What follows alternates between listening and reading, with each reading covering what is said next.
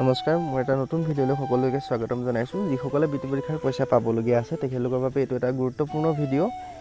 বেছি দীঘল ভিডিঅ' নহয়, 2 মিনিট বা 3 মিনিটৰ এটা ভিডিঅ' হ'ব। অকণো স্কিপ নকৰাকৈ শেষলৈকে চাই যাব, কিয়নো এইটো ভিডিঅ'য়ে আপোনাৰ বহুত সহায় কৰিব। প্ৰথম কথা হ'ল স্ক্ৰীণত আপোনালোকে যিখন ফৰ্ম দেখি আছে, এই ফৰ্মখন ফিল আপ কৰি আপোনালোকে ওচৰৰ HDFC ব্ৰাঞ্চত জমা দিব লাগিব। আপোনালোকৰ তেতিয়াহে বৃত্তি পৰীক্ষাৰ পইচাটো সোমাব। এতিয়া প্ৰথম কথা হ'ল আপোনালোকে ফৰ্মখন ক'ত পাব। এইটো চিম্পল হয়, আপোনালোকৰ ওচৰৰ HDFC ব্ৰাঞ্চত গৈ আপোনালোকে বিচাৰিলে ফৰ্মখন পাই যাব। যদি তাতো ফৰ্মখন আপোনালোকক নিদিয়ে তেতিয়াহ'লেও চিন্তাৰ কোনো কথা নাই। আপোনালোকে মোক কমেণ্ট কৰি জনাব, মই ফৰ্মখন মোৰ চেনেলৰ কমিউনিটি পোষ্টত মই আপলোড দি দিম। আপোনালোকে তাৰ পৰা স্ক্ৰীনশ্বট মাৰি বা প্ৰিণ্ট আউটত আপোনালোকে উলিয়াই ল'ব পাৰিব। তাৰপৰা নেক্সট কথাটো হ'ল এইখন কেনেকৈ পূৰাব লাগিব, কি কথা মই সেইখিনি ডিটেইলছত ক'ম। আৰু লগত কি ডকুমেণ্টছ দিব লাগিব।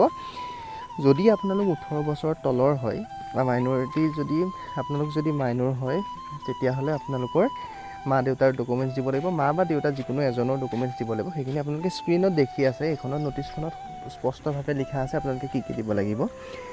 যদি আপোনালোকে 18 বছৰৰ ওপৰৰ হয় তেতিয়া কি কৰিব লাগিব, তেতিয়া নিজৰে ডকুমেণ্টছ দিব লাগিব। ডকুমেণ্টছ মানে বৰ বিশেষ একো এটা নালাগে। ডকুমেণ্টছত আপোনালোকে জমা দিব লাগিব নিজৰ আধাৰ কাৰ্ডটো দিব লাগিব। যিটো একাউণ্টত আপোনালোকে পইচাটো জমা ল'ব বিচাৰে বা যিটো একাউণ্টত পইচাটো পাব বিচাৰে, সেই একাউণ্টৰ পাছবুকখনৰ ফাৰ্ষ্ট পেজটো এটা জেৰক্স কপি লাগিব।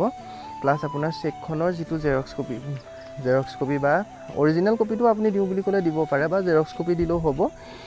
তাৰ লগত আপুনি জমা দিব লাগিব এই ফৰ্মখন, যিখন আপোনালোকে স্ক্ৰীণত অলপ আগত দেখিছিলে। তো ফৰ্মখন পূৰাবলৈ হ'লে প্ৰথম আপোনালোকক এটা কথা কৈ দিছোঁ, বাকীখিনি আপোনালোকে পাৰিবই, বিশেষ একো টান নাই। ফৰ্মখন পূৰাবলৈ হ'লে প্ৰথম এটা আছে, এইটো আপোনালোকে চাব পাৰে। ইয়াতো এটা একাউণ্ট নাম্বাৰ লিখিবলৈ আহিছে, নেক্সট তলতো এটা একাউণ্ট নাম্বাৰ লিখিবলৈ আহিছে। প্ৰথম দেখুৱাই দিছোঁ আপোনালোকক, এইটো ভালদৰে মই আপোনালোকক ডাঙৰ কৰি দেখুৱাইছোঁ। ওপৰত যিটো আছে একাউণ্ট নাম্বাৰ বুলি, এইটোত আপোনালোকে লিখিব লাগিব সেইটো একাউণ্ট নাম্বাৰ যিটো আপোনালোকে চেকখনত আছে। চেকখনত থকা একাউণ্ট নাম্বাৰটো ইয়াত লিখিব। নেক্সট তলত যিটো একাউণ্ট নাম্বাৰ আছে তাত লিখিব আপোনালোকে যিটো বস্তুত মানে যিটো একাউণ্টত আপোনালোকে পইচাটো ক্লেইম কৰিব বিচাৰে। নেক্সট কথাটো হ'ল আপোনালোকে, আৰু এই ন'টিছখনত আপোনালোকে চাব পাৰে তলত এটা অপশ্যন আছে, উপ পৰিদৰ্শক, বিদ্যালয়সমূহৰ উপ পৰিদৰ্শক বা ব্লক অফিচাৰৰ পৰা আপোনালোকে এখন কাগজ আনিব লাগিব। তো কাগজখন সেইখন তেখেতসকলেহে আনিব লাগিব যিসকলৰ নেকি চেকখনত নামটো ভুলকৈ আহিছে বা মা দেউতাৰ নাম ভুলকৈ আহিছে, টাইটেল ভুলকৈ আহিছে। আপোনাৰ যদি সকলো শুদ্ধকৈ আছে তেতিয়া কোনো চিন্তাৰ কাৰণ নাই, আৰু যিসকলে ভুলকৈ আহিছে তেখেতৰো কোনো চিন্তাৰ কাৰণ নাই। উপ পৰিদৰ্শক মহোদয় বা ব্লক অফিচাৰ মহোদয়ৰ পৰা আপুনি এখন কাগজ আনি ল'ব পাৰিব। তেখেতে লিখি দিব ধুনীয়াকৈ, তাৰ পৰা আপোনালোকৰ হৈ যাব তাৰ থ্ৰু দি।